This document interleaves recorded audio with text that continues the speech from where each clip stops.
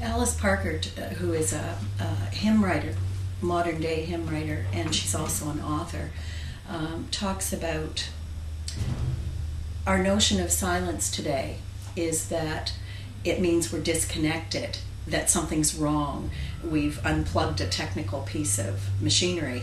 And so we're not comfortable with the silences the way we have been in generations past.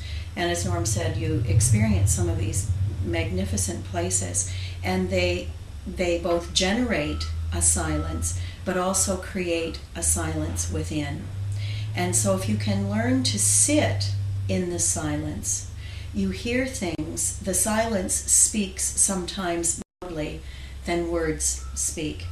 And so if we can come from our silence instead of our noise, then we create a different image of ourselves, we create a different space around us, and we create something different in terms of the relationships.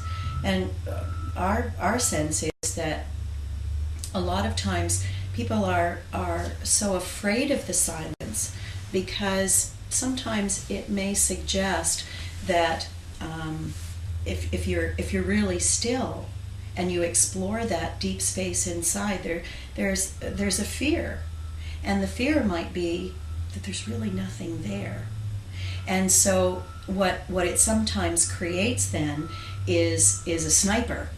And so people, in order to avoid that silence, lash out. They react to something. Everything is surface. And so if you can just keep punching back, then you don't have to explore where those reactions come from. And what we have sort of tried to articulate is that there's a difference between reacting and responding. And it has to do with whether or not we allow the breath to be there. Now, as a singer, breath is a huge component of singing well. Where we take our breath from, whether it comes from here, as in the case of when you're fearful or anxious, the breath sits right here. And if we let it sit deeper, then we come from a deeper space. And a person listening can hear that. It's the same thing when we're speaking.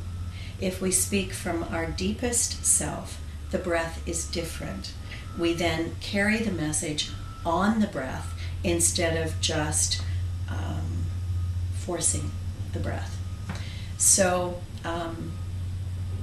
it's good to be able to speak from that silence, and then to allow the silence to be part of how we speak and respond.